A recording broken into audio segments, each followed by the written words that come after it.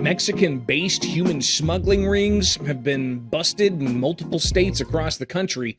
The Center Square contributor Bethany Blankley reports one involved smuggling hundreds of people from Central America, Africa, and the Middle East into Arizona. Another involved holding hostage foreign nationals in a ransom scheme where they were killed. Another involved a $200 million forced labor scheme on U.S. farms. In one case you can read about at thecentersquare.com, in September 2024, a suspect personally collected $15,000 in ransom payments from the U.S. citizen wife of the father of four who had been held against his will in Mexico by a smuggling organization, and transported and delivered the money to conspirators in Mexico. After ransom demands were met, more demands were made. Once the family couldn't pay anymore, communication was cut off, and the man is believed to have been killed, according to federal complaints. In Arizona, the latest of two Mexican nationals involved in transnational human smuggling rings, extradited to the Mexico government, was sentenced to 87 months in prison.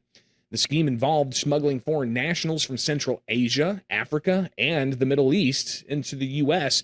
between 2018 and 2022, charging each as much as $10,000.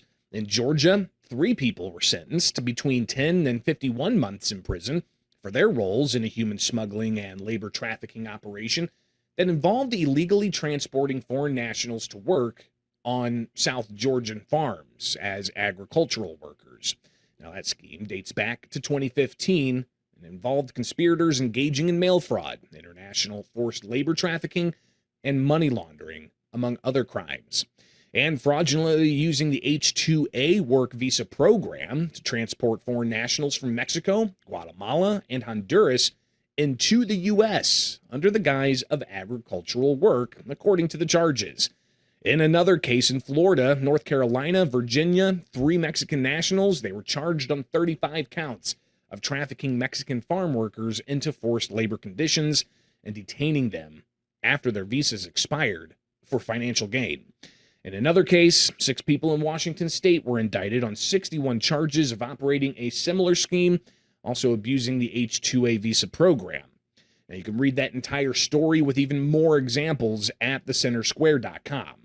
The issue of immigration enforcement continues to be a focus of policymakers at the state house level all across the country, and some are taking different approaches altogether. In California, legislators this week discussed State Senator Sasha Perez's measure to inspect holding centers for immigration enforcement. These facilities house thousands of people who depend on them for shelter, food, medical care, and basic safety. Because individuals in these settings cannot freely leave, the state has a responsibility to ensure that conditions are safe, humane, and consistent with basic health and safety standards. Yet, across this country, inside private immigration detention centers, people are being denied their basic rights. The California Attorney General recently released the Department of Justice's 5th report and found conditions in these facilities to be cruel, inhumane, and unacceptable, citing issues such as undercooked food, limited access to clean drinking water, inadequate and delayed medical care, and 6 deaths in less than a year. The consequences are devastating. Last year alone, 32 people died in ICE custody, the deadliest year in decades. As legislators continue with that measure in California, you've also got ongoing litigation and court battles over the issue of cooperating between local law enforcement and federal immigration enforcement in states like California and Illinois, or other so-called migrant sanctuary jurisdictions. Now, in Nevada, during a state house discussion on when people are released from jails for various crimes, Clark County Detention Center Deputy Chief Sherry Page, she discussed how they cooperate with immigration officials when somebody is set to be released. When an inmate is booked on a felony or a Laken-Riley Act charge and is born foreign, we do notify ICE.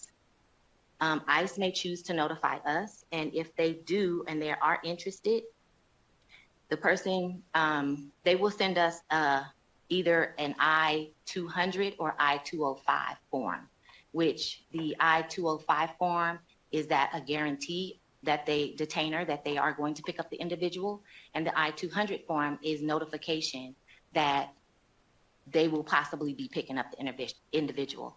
Either way, our warrant officer gives that form to the individual. They're responsible for notifying and giving that form to the individuals or serving the warrant to the inmate. We then, if the inmate signs that, no. So we serve the form, and then the inmate is held up to 48 hours past their release from custody to give ICE that opportunity to come get them. If ICE chooses not to act upon the warrant and come get them, then they are either released back into the community or released to a program or pending EMP or whatever that release for the charges states.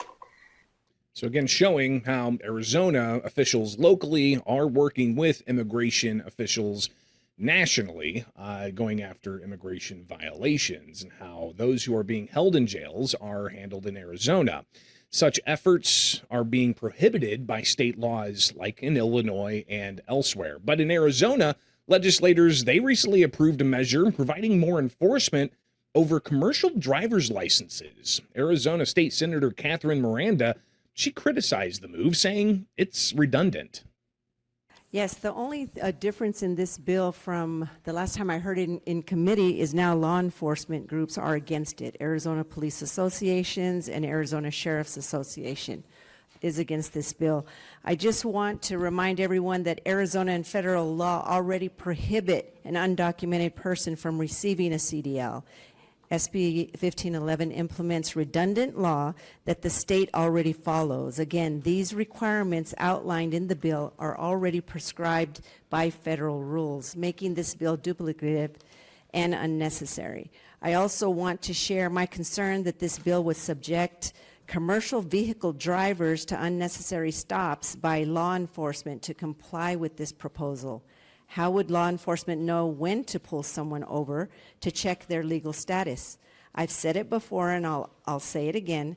This proposal is not about public safety. It's about furthering anti-immigrant sentiments, and I vote no.